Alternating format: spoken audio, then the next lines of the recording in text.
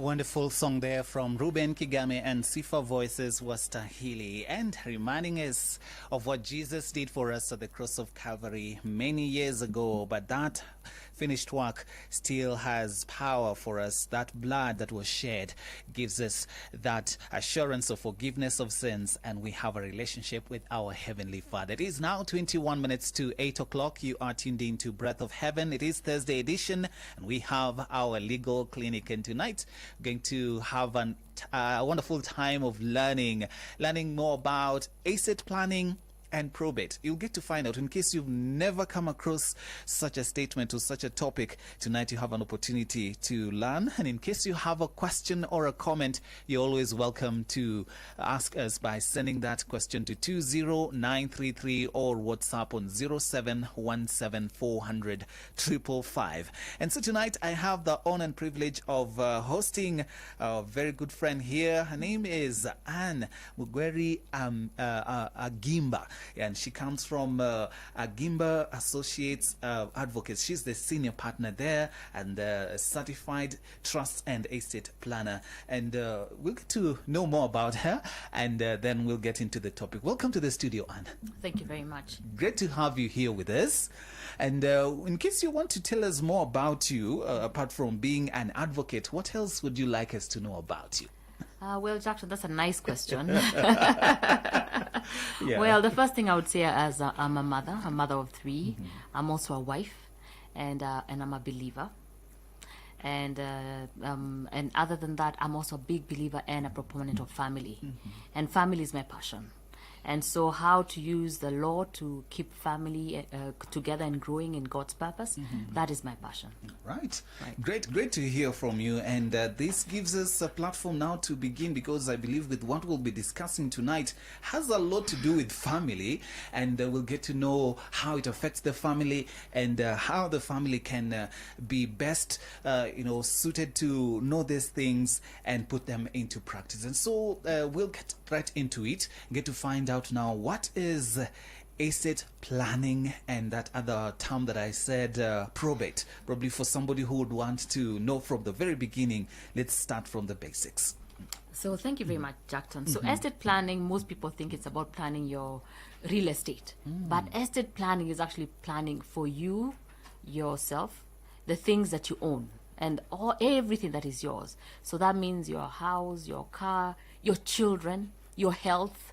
So this is planning and managing, about managing for the distribution also of your assets. And this is when you're alive or if you pass away. When you're alive means you'll be in control of it. It could also mean when you're alive, you're incapacitated, so you won't be in control of it. So you choose somebody who's going to be in control of it. And when you pass away, who you leave in charge of it. So who will be in charge of your children, who will be in charge of your house, who will be in charge of the people that you love, and all the assets that you have. Yes. So it starts from an individual looking at what they have and what they would like to pass on to the people as inheritance, if you may. Yes, you have. In fact, let me give you a simpler phrase. Estate planning is giving what you have, to whom you want, and how you want. Yes. Good explanation right there. And so why is it important for one to do estate planning? Well, estate planning, let's look at, first of all, what the Bible tells us about estate planning. It says that you must take care of your family. And the person who does not take care of their loved ones is worse than the heathen. And as a result of that, we have a responsibility, even from the Bible, to take care of our family, and also when we're alive and also when we die. So estate planning is important because you can imagine you have not put in your estate plan in place, and your family is also grieving after you're going. So you're left them with two burdens: to find out what you wanted to do with your assets, or them fighting about your assets, and they're also grieving about you. Yes, so it's very, very important. It's actually the most important thing that you could do, because when your hand is not there, who is taking care of your children? Who's taking care of your wife? Sometimes you even know the enemies within your family. Maybe you have very strong brothers who will come and take away your wife who's been recently widowed, they'll come and take away the things. So estate planning is the most important thing that you can do, more than even acquiring those assets. Yes. Oh, interesting. And so we also want to find out now what are the key elements when it comes to estate planning before we look at the other part B of it, because I understand they are correlated in some way. Let's look at the components, the elements of a solid estate plan. So a solid estate plan, first of all, means that you have the documentation that allows you to do so. So when you have a solid estate plan, it means that you have a will. That is according to the laws of Kenya. You have a will or you have a trust. It means that that takes care of your assets and the people that you love when you've passed away. A trust will take care of you when you're alive. If you get incapacitated, somebody else can step in, or after you pass away, it will take care of your family the way you want. So that's one element. The other element is an advanced directive or a power of attorney for health. A power of attorney for health means that you leave somebody who's in charge of your of making sure the button is switched off in the hospital or not. Okay? Wow. Or if you are not able to operate with yourself, somebody who can make decisions for you. Because if you do not have that, somebody has to go to court to get orders to be able to look after you because you're not able to look after yourself.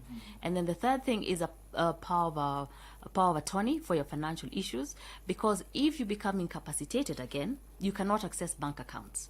And so you could have, tens of millions in your account, but if people cannot access it, then they go for a harambe. So sometimes we see wealthy people go for Harambe, but it's because nobody can access their funds because they can no longer talk, they're in a coma, and so a power of attorney for financial reasons is also very key. The other thing is you also need to look at the beneficiary designation. That means you have an insurance policy. When you're doing an estate plan, you see if the people that you have named in the insurance policy are the people you want to inherit and how you want them to inherit the insurance policies that you have. So those are key elements in your estate plan. Yes. Now let's look at the other one now. We talked about estate planning, and then there's the word probate. Let's get to demystify it. Okay. Yes. So we said estate planning is the plan. So probate is carrying out the plan. Okay, so the probate can be either that means it goes to the court process. So when it goes to the court process, it means that you have a will. So the court will go ahead to make sure that the will is a valid will and certified, so that the wishes within that will go on. But you could also die when you have not written a will, and that's the time we say you have died intestate. So your intestate means that you've died without writing your wishes. And so the court comes in to make the decisions for you. And depending on your family and who's the strongest or who argues out the most, then the things are distributed as to how the court sees. So you actually lose control of all the assets that you have worked for your whole life because you have died without a will. And you've passed away intestate, so the court makes the decision based on the arguments. Right. So this is where you have the person who was doing the planning and all that is already dead? Yes. And now the family members, those who are supposed to inherit part of the property and all that, now it is the court process that will... It's not the court process that actually takes it up, and this is actually a serious problem within our country. When you look at the counties, let's say for example Nakuru County, we have tens of billions of shillings which are tied up in court disputes because families are fighting. So when you die without a will, you really injure the economy. You injure the families because nobody can move. No trade can take place. Your families are left suffering, and the family breaks up. The family breaks up. The sisters are no longer sisters and brothers. The nieces and nephews no longer have uncles, and the families break up. Yeah, mothers and daughters are pitted against each other. Brothers are pitted against each other. So it's a horrible process. If people made their will, so that it goes through the probate process goes through with a will. not without a will. Yes. So the document, the will, is a very, very important document in this regard. Yes, it is. All right. And so as we carry on, let's also get to find out what are now the potential pitfalls people should be aware of in estate planning, because as a matter of fact, you've mentioned a bit of what happens whenever somebody has died and they have left a lot of property and people don't even know where it is for starters and all that. So what are some of the pitfalls when it comes to estate planning? So some of the pitfalls about estate planning is, number one, not keeping your plans updated. You must keep your plans updated. That means maybe the last time when you were employed, when you were 25 years old, you wrote on your insurance designation that it is your mother who should inherit your dues. So this is 20 years later. Your mother is still alive, and now your spouse or your children will also be pitted against them in terms of who is actually meant to inherit those assets. So keep your estate plans updated. The other pitfall is that you can be able to get the right person to look after your assets, the executor.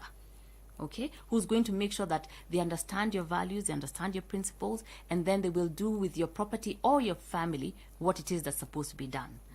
Another pitfall for estate planning, if you don't do it, is that you can leave your children under the mercy of the court. Maybe no family relative wants them, or people want them only because they can go after your property. So you really have to make sure that you do a good estate plan that takes care of your children, your family, and also your assets, so that your children can have something, because their needs don't go because you have gone away. Yes. Interesting. You've mentioned that because the document that you mentioned a little earlier on, the will, and also something else to do with trusts. Somebody would want to know the how they come into play, especially the two of them, right, and how should each be used when it comes to wills as well as trusts. Okay, so thank you for that, Jackton. So a will falls under the law of succession.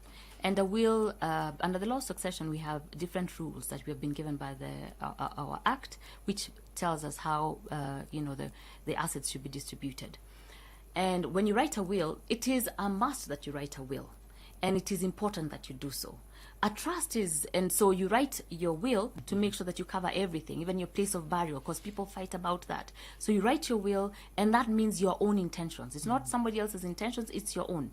When it comes to a trust is a private document where you mention who you want to inherit what you have. And you can be specific about the asset, and you are specific about the people. So in a trust, nobody enters into the trust other than the people who are mentioned. So sometimes people have a trust because of different reasons. The most basic reason is that maybe you want to leave a legacy, and the assets are huge assets. And because the huge assets, you know that some family members are not able to look after that kind of asset, and you want to make sure that the people who are strong within the family are left looking after the people who are weak. Sometimes you have special needs family members, and they need long-term care.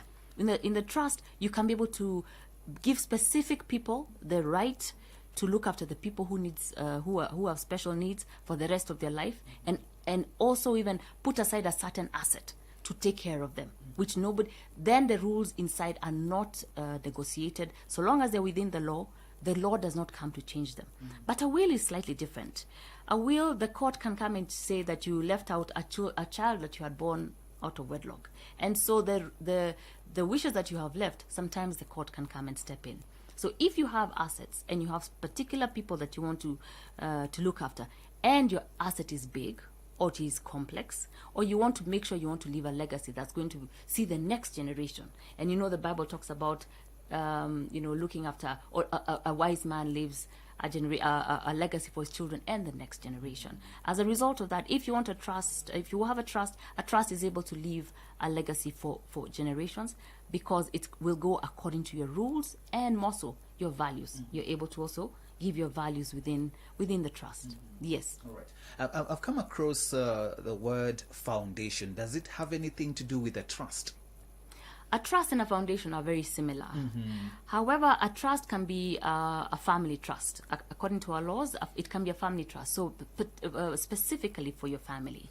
A foundation is usually for charitable reasons. So when the charity foundation is formed, it's for public uses, so that it can accept monies from out and from donors and also from yourself. But a trust is mainly to take care of yourself and your children for inheritance purposes. Yes. All right. So I would also want to find out, when it comes to taxes, are taxes exempted from these what you would call the beneficiary inheritances, or is there a way then, if at all there are taxes which are imposed on them, is there a way we can minimize the taxes on the same? Absolutely. So our laws are very comprehensive, and we have laws that are internationally competitive, and so because of that, they're very comprehensive. When it comes to a property within the inheritance, if you have a property and you inherit it, you are meant, if you want to benefit from it at the most, then you sell it within 2 years. You have to dispose of it within 2 years of you getting your letters, between you getting your letters of we call them grant of probate. By the time you get your letters, to be able to act on that, when you're being given the power by the court, you have to act with it within 2 years. If you sell above 2 years, then you have to pay your capital gains tax. So it's important for you to, the court allows you, or the laws allow you about 2 years within which you can dispose of the property without tax. After that, you're going to get tax. So if you want to do something about it, do it within the first 2 years of you getting your letters. Yes. That's helpful. And also, in line with that, would like also to know about, there's a person you mentioned there, an executor, Yes. and or a trustee. And so, what's the importance of getting the right executor or trustee, and how can one go about getting these people? Okay. So let's first define what an executor is and also what a trustee is. So an executor is a person who carries out the wishes that you have left in your will. And a trustee is a person who carries out the wishes that you have left in your trust. So that's the only distinction. Now, an executor in a will is, when they do that, they must align to your values. So they know you, they understand you, they're financially responsible, and also love your family, so that they will do all manner of things to be able to be responsible. When you're a trustee has a bit of a higher responsibility, because they have a fiduciary duty. Within our laws, we say they have a fiduciary duty. That means they have financial responsibility to do the right thing. So the trustee also will be looked at from a financial perspective, that they have done the right thing. So this trustee's executor, if you look at it as the same person, must be people who you trust, who are trustworthy, who understand finance, who can be able to do the right thing for your family. Yes. That's interesting, because you don't want to put somebody there who would jeopardize the whole process and all. And so we also want to find out then what are some of the strategies for planning for incapacity or disability in estate planning, because you had mentioned regarding that at some point when somebody is incapacitated and all that, some of the strategies then for planning for incapacity or disability in estate planning. Well, let me tell you what, Jackson. The truth of the matter is, we go out. When I say we go out, is we reach heaven's door in 2 ways. Either you have a long-term disability, or you have a sudden death. We only have 2 ways. And the possibility of that happening to you is 50-50. We don't know which way.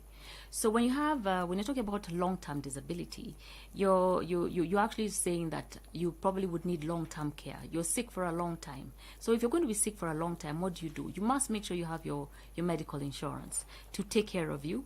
And when you have your medical insurance taking care of you, you also must try and put aside a little bit of money, which accumulates over many years, to take care of anything that the medical cover does not take care of. So have a kitty. Sometimes some people have a plot, and then when you're over 60, first of all, long-term care is almost a guarantee. Long-term care means you're going to have disability, any of these debilitating diseases, and so as a result of that, take care of those take care of that with a medical cover or a savings fund or a plot that you have said will be sold at a certain period of time, or you start liquidating some of your assets so that your assets are not left until they're empty. So when it comes to the medical directive, you remember the medical directive we talked about earlier on, the power of attorney for health. It means that you can even tell your family, if I'm in hospital and the hospital reaches 20 million or 10 million, whatever your cap is, and I'm being supported by machines, please unplug, because I do not want my wealth to go down and leave my family suffering. So you have both your power of attorney, or power of health for attorneys, power of attorney for health, and also have your medical insurance to take care of incapacity.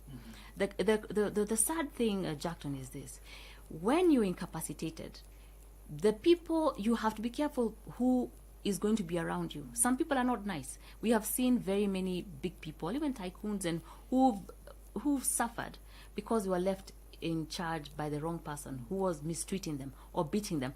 In the last few weeks in the newspapers, we've seen a lot about elder abuse.